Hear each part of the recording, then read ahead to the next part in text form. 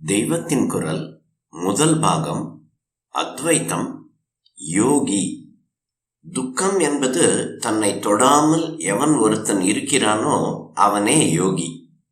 பாவம், அதாவது மனசின் அசுத்தம்தான் துக்கத்துக்கு காரணம். மனசில் உள்ள அசுத்தங்கள் எல்லாம் நீங்கினால் அது தானாகவே பரமாத்மாவின் பக்கம் திரும்பிவிடும். ஒழுங்கினாலும் கட்டுப்பாட்டினாலும் தான் மனசில் அசுத்தங்களை அகற்ற முடியும். இந்த சரீர கூட்டிலிருந்து ஆத்மா பிரிந்து போவதற்கு முன்பு சரியான கல்வியின் மூலமும் அபியாசத்தின் மூலமும் கட்டுப்பட்டு ஒழுங்காக வாழ்ந்து அசுத்தங்களை போக்கிக் கொண்டு விட வேண்டும். அப்படி செய்து ஜெயித்தால் கடைசியில் தேக வியோகமே பரமாத்மாவுடன் பிரியாமல் சேர்ந்து விடுகிற யோகமாகிவிடும். யோகிக்கு அடையாளம் என்ன? பரமாத்மாவை சேர்ந்து விட்ட அவனது மனசு வேறு எதையுமே சேர்த்து கொள்ள நினைக்காது. மனசு அதற்கப்புறம் ஓடவே முடியக்கூடாது. அப்படி ஓடாமல் ஆகிவிட்டால்தான் அதற்கப்புறம் இப்போது இந்த மனசில் நமக்கு உண்டாகி இருக்கிற இத்தனை தொந்தரவுகளும் தொலைந்து போகும். அந்த நிலையை பெறுவதற்கு எதை சேர வேண்டும்? மனசு எதிலிருந்து உற்பத்தி ஆயிற்றோ அதைத்தான் சேர வேண்டும். மனசு அதன் மூலத்தில் சேர்ந்து விட்டால் அங்கே அப்படியே கரைந்து போய்விடும். அப்புறம் ஓடாது. அதுவே சகல தொந்தரவுகளிலிருந்தும் விடுபட்ட நிலை. நதி இருக்கிறது. அதன் மூலம் உண்டான இடம் என்ன? சமுத்திரம். சமுத்திர ஜலம்தான் ஆவியாக போய் வேறொரு இடத்திலிருந்து நதியாக ரூபம் எடுக்கிறது. அந்த ஆறு ஓடாத ஓட்டம் இல்லை. இப்படி ஓடி ஓடி கடைசியில் தன் மூலமான சமுத்திரத்தில் வந்து விழுகிறது. அப்புறம் அதற்கு தனி ரூபம் உண்டா? ஓட்டம் உண்டா? ஒன்றும் இல்லை. இப்படி நதிகளுக்கெல்லாம் மூலமாக இருந்து முடிவில் இவற்றை தன்னிலேயே சேர்த்து கொள்ளுகிற சமுத்திரம் மாதிரி நம் மனசுகளை எல்லாம் முடிவான சேர்க்கையில் யோகத்தில் தன்னோடு கரைத்து கொள்கிற ஒன்று இருக்கிறதா என்றால் இருக்கிறது.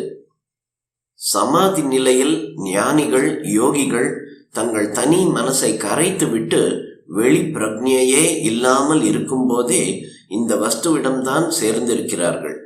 சமாதி நிலைக்கு அப்புறம் ஒரு யோகி அந்த வஸ்துவை விட்டுவிட்ட மாதிரி நமக்கு தோன்றினால் கூட உண்மையில் இது நீங்காத சேர்க்கைதான்.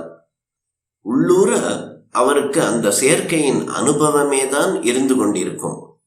அதனால்தான் அவர் வெளிப்பிரஜையோடு இருக்கிற மாதிரி நமக்கு தோன்றுகிற போது கூட அதை அடைய வேண்டும் இதை அடைய வேண்டும் என்கிற ஆசை எதுவுமே அவருக்கு இல்லை. ஏதாவது ஒன்று தனக்கு வேண்டும் என்று கொஞ்சம் கொஞ்சம் ஒருத்தனுக்கு தோன்றிவிட்டாலும் கூட அவன் யோகி இல்லை, அவன் சுவாமியை சேரவில்லை என்றுதான் அர்த்தம்.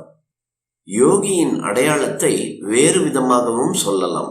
அதாவது அவனுடைய சித்தம் பரமாத்மாவிடமே நிலைத்து விட்டது என்றால் அதற்கப்புறம் எந்த பெரிய துக்கம் வந்தாலும் அது துளி கூட ஆடக்கூடாது, அசையக்கூடாது, அழக்கூடாது. இப்படி இல்லாமல் சித்தம் துளி துளி சலித்து விட்டால் கூட அவன் பரமாத்மாவை அடையவில்லை என்றே அர்த்தம். யோகிக்கு அநேக துக்கம் வரும். அதாவது ஊர் உலகத்துக்கெல்லாம் அது துக்கமாக தோன்றும். ஆனால் அவனுக்கு துக்கம் லவலேசமும் தெரியாது. பட்ட கட்டை மாதிரி இருப்பான். பட்ட கட்டை என்பது கூட சரியில்லை, அது உணர்ச்சியே இல்லாத நிலை அல்லவா? யோகி ஒருத்தன்தான் பூரண பிரஜையோடு இருக்கிறவன். அவன் சதானந்தமாக இருக்கிறவன். அது வேண்டும் இது வேண்டும் என்பதே இல்லாமல் சதா ஆனந்தமாக உட்கார்ந்து கொண்டிருந்து விட்டால் அதுதான் யோகம். அவனுக்கு ஸ்வபாவமாகவே கருணை மாத்திரம் சுரந்து கொண்டிருக்கும். யாரிடத்திலும் கோபம் வெறுப்பு இராது.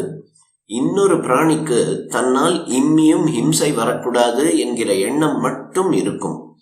வெளி உலகத்தின் பார்வைக்கு அவன் என்னென்ன காரியம் செய்தாலும் அதிலெல்லாம் அவனுக்கு தான் செய்கிறோம் என்ற அகங்கார எண்ணமே இராது. சொந்த பற்றே இல்லாமல் பரம காருண்யம் மட்டுமே அவனுடைய காரியங்களில் இருக்கும். சில சமயங்களில் வெளியிலே பார்க்கிற காரியம் நமக்கு கடுமையாக இருந்தாலும் கூட உள்ளுக்குள்ளே அதுவும் பரம காருண்யம் தவிர வேறாக இராது. மகா யோகியான பரமேஸ்வரன் இப்படித்தான் சம்ஹாரம் செய்கிறார். நமக்கு அது கொடுமையாக தெரியலாம். ஆனால் ஒவ்வொரு ஜீவனும் எத்தனை பாவ ஜீவனாக இருந்தாலும் சிறிய காலமாவது கர்ம கதியிலிருந்து விடுதலை அடைந்து தன்னிடம் லயித்திருப்பதற்காகவே அவர் சம்ஹாரம் செய்கிறார். தினமும் நமக்கு தூக்கத்தை கொடுத்து அந்த வேளையில் சுக துக்கங்களிலிருந்து நமக்கு விடுதலை தருகிற மாதிரி இந்த சரீரம் விழுந்த பின்னும் கொஞ்ச காலம் சிரம பரிகாரம் தருகிறார். தினம் தூங்கிவிட்டு மறுநாள் விழித்து கொண்டு பழையபடி நல்லது கெட்டதுகளில் விழுகிற மாதிரி இச்சரீரம் போய் சிரம பரிகாரம் ஆன பின் இன்னொரு சரீரத்தில் விழித்துக் கொள்கிறோம். இந்த அலைச்சல் புனரப்பி ஜனனம் புனரப்பி மரணம் கூடாது. இந்த சரீரம் போனால் இன்னொரு முறை சரீரம் வரக்கூடாது. அப்படி செய்து கொள்ள வேண்டும். கட்டுப்பாடு, ஒழுங்கு, பரம கருணை, தபஸ், பூஜை, யஜ்ஞம், தானம் எல்லாம் அதற்குத்தான். குழந்தையாக இருக்கிற காலத்திலிருந்தே இவற்றில் எல்லாம் பழக வேண்டும். அப்படி பழகினால்தான் கோடானு கோடி ஜனங்களை இந்த மாதிரி படிப்படியாக உயர்த்துவதற்கு முயன்றால்தான் எங்கேயாகிலும் ஒரு யோகி, ஒரு ஞானியாவது பூரணமாக உண்டாவார். அப்படி ஒருத்தர் உண்டாவதுதான் இத்தனை மனுஷ சிருஷ்டிக்கும் பலன்.